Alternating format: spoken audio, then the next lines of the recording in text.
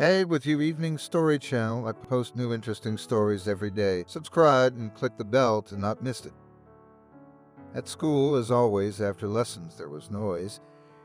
It was hitting close to vacation and satisfied students carelessly threw half-empty backpacks on their shoulders, and with a speed that would be the envy of a gym teacher who was engaged in athletics.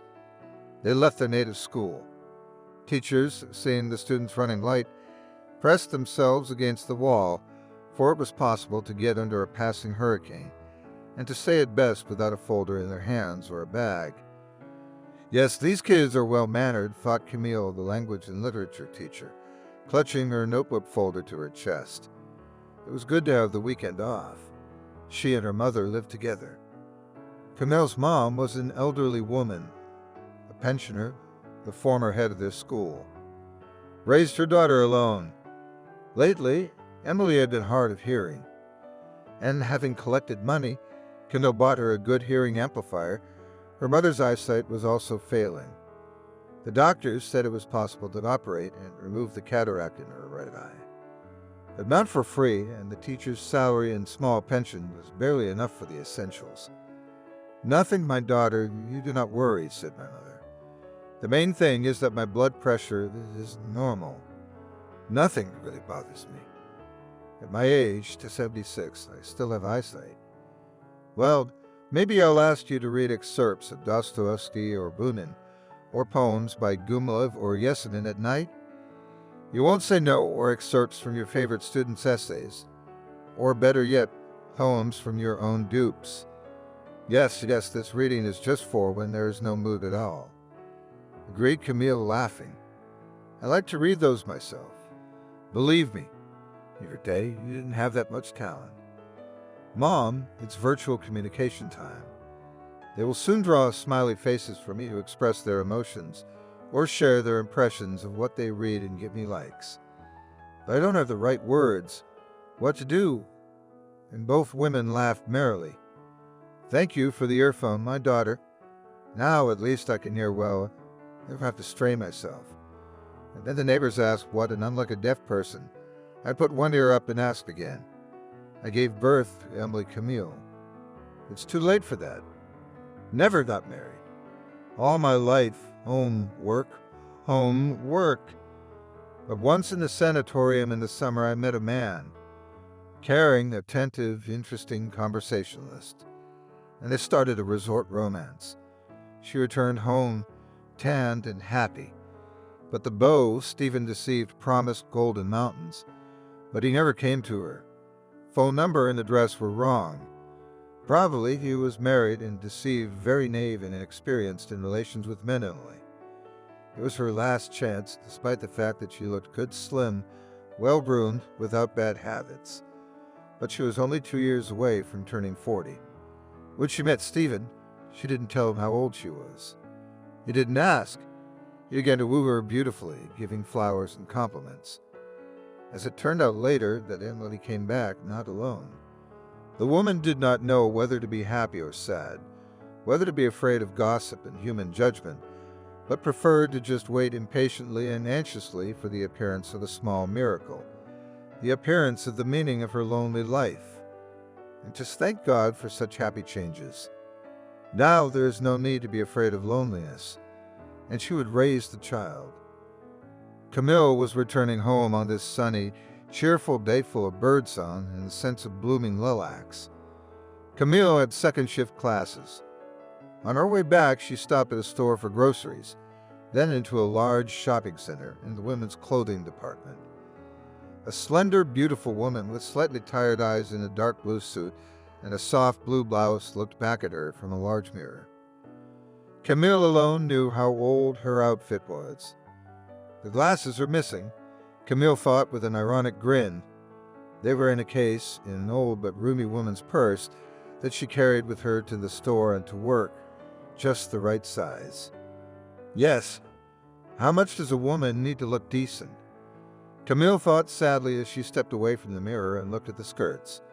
I wish I had the money for a new one, touching the soft fabric with her hand. The woman sighed heavily, and after another glance at the prices, she left the store with a slow gait. Camille was running a little late. On her way back, to shorten her walk, she decided to go through a young square covered with evening haze. She lived not far away. Suddenly then, as she entered the dense shrubbery, she heard groans and saw a man lying on the ground. "You're not well." Camille crouched down beside the man. The man didn't answer. She pulled out her cell phone and quickly dialed the ambulance number, telling them where they were. Then bent over again and flipped the guy lying on his side onto his back, shining her phone's flashlight on him. He groaned softly and opened his eyes, then took her hand away and squeezed it lightly in his. Camille barely whispered against the stranger's lips. "Yes, that's my name," gazing into his dirty, bloody face. Puzzled, the woman replied, "Who are you? I knowed you." You know, of course, the husky voice was kind of familiar. But when he opened expressive dark eyes, his face was vaguely familiar. "Christopher?" she asked hesitantly and recoiled as if stung by a snake. Everyone has childhood memories of school. Camille had them too, and it was a difficult time for her. Classmates hated the girl and her strict mother. After all, when Camille was in high school, her mother then worked as a simple history teacher. Although for many children history was a very fascinating subject, but no one dared to admit this to the leader of Christopher's class. It was not afraid of anyone and labeled Emily as nerdy as her subject. This was repeated by all her classmates behind Camille's mother's back and echoed by the bully Christopher. He was the son of wealthy parents and boasted of it. Feeling free, he was the initiator of bullying Camille. Camille's last name was also in keeping with her quiet character. No one was friends with the poor girl. She dressed poorly, and she had no father. Camille didn't dare to say anything to her mother. She didn't want to upset her, so her job was stressful. Children can be very cruel. Camille knew that very well. Why did Camille become a teacher after that, knowing what a thankless profession it was? There was no mystery to the woman herself. After all, she very much wanted to instill in future generations of children something good and beautiful, to instill a love of reading. That's how naive, pure was her dream. Camille graduated from the Faculty of Philology at the Pedagogical Institute and went to work at her native school. A change of generations. The principal smiled as he hired her. "Well, Camille, welcome to our staff." And now, recognizing the rescued man as her abuser, Camille didn't know what to think. The doctors said he would have blowed out. If she hadn't called an ambulance, he'd been stabbed in the stomach. Stabbed with a knife. The wound was deep and bleeding profusely. He was operated on, and the damaged spleen was cut out. "He will live," the doctor said as he walked out after the operation to Camille. What was waiting in the emergency room? But you have to pay the hospital's cashier for the operation. And here is the list of medicines he will need tomorrow. We're moving him to the recovery room. While he's coming out of anesthesia, please go to the pharmacy, buy an IV, shots, everything on the list, and bring it to the duty nurse's station. You can check on him tomorrow." "Are you the wife?" "No, I'm not. I know him." Of course, Camille hesitated, hiding her eyes.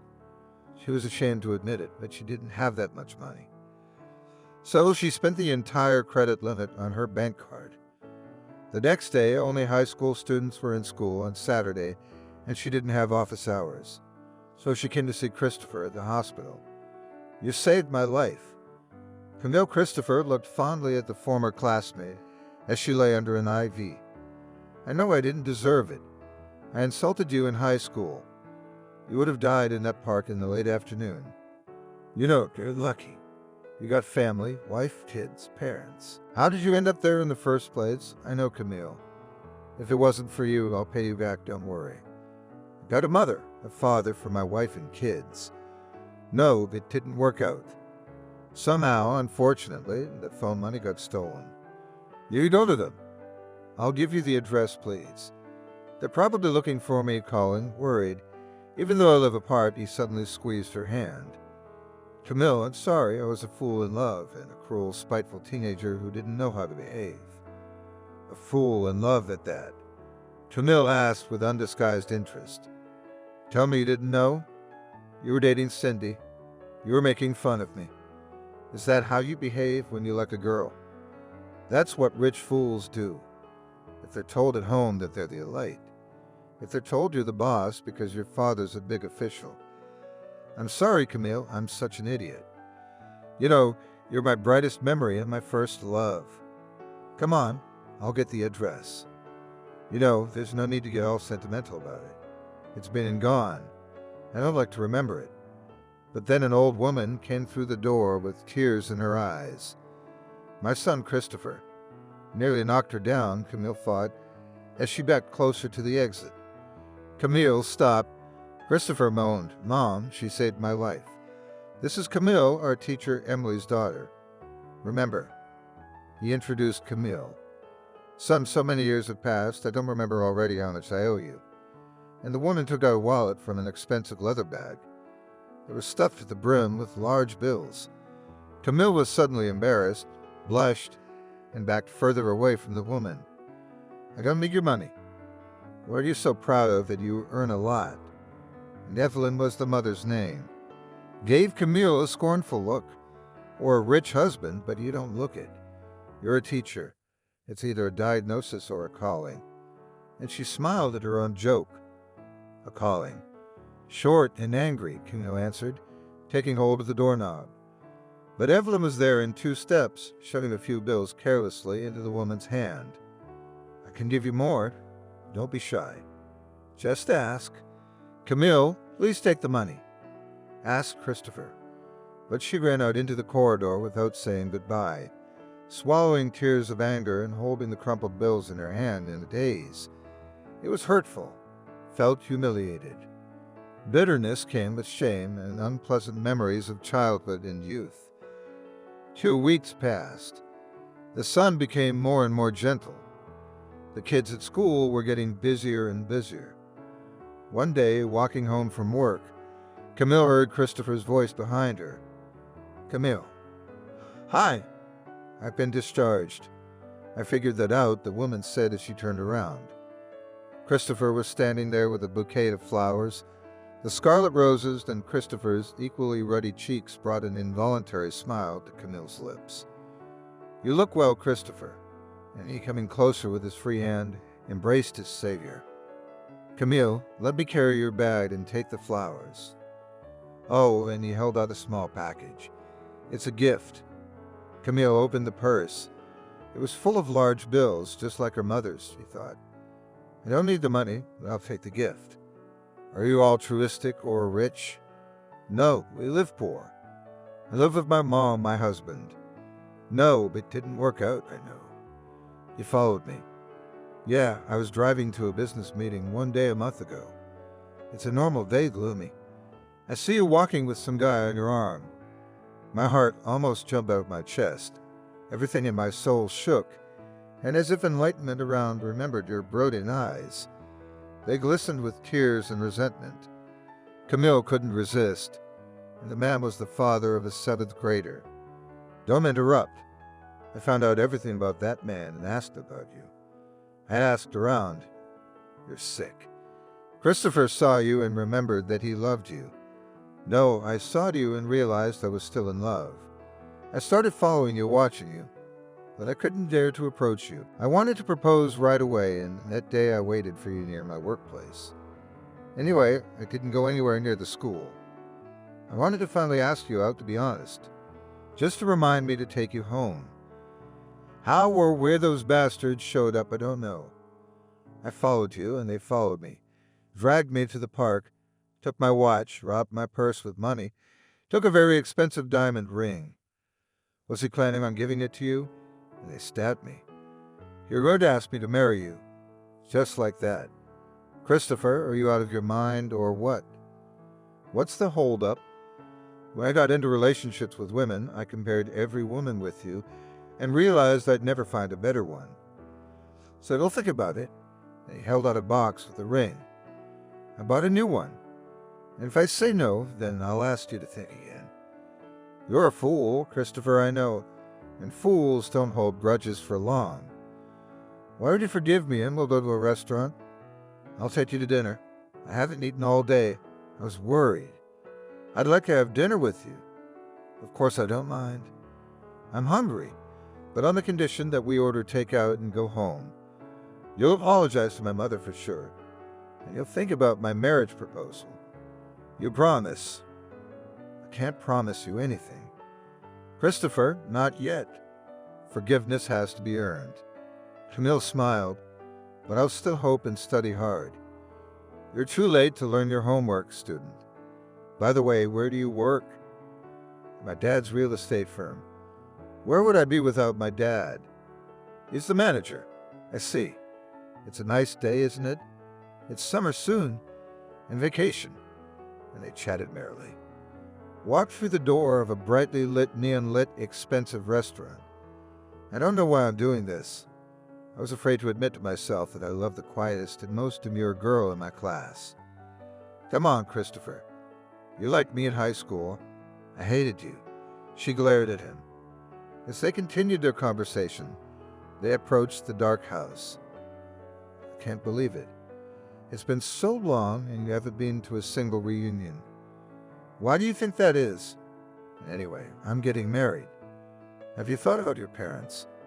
It would be such a blow to them. I have my own life. He gave me a serious look. Emily met her former student harshly. Remembered. As you, Christopher, I normally want to ask for your daughter's hand in marriage. Emily, how will Camille consent? Why not? You're not a bad person. You won't hurt anyone, and I won't let anyone hurt you. Camille saved my life, and I didn't come to apologize to you alone. You tormented me at school. I was rude. I didn't want to study. Yes, I remember Christopher, and I forgive you. I have to refuse you for now, saying goodbye, whispered Camille in his ear, because you don't love me. Are you right? When you get to know me better, you'll love me too. I'm sure you will. Oh, Christopher, you're not stubborn. But maybe your crush will pass. Maybe it's self-deception. Camille, I love you. Just know that. And I'll always be there for you because I have a free schedule. We'll see, Christopher. Today, he was coming home in high spirits. For the first time in a long time, smiling at his thoughts. Of course, he would change for the better and do everything for Camille and her mom, and for their happiness. She said, let's see.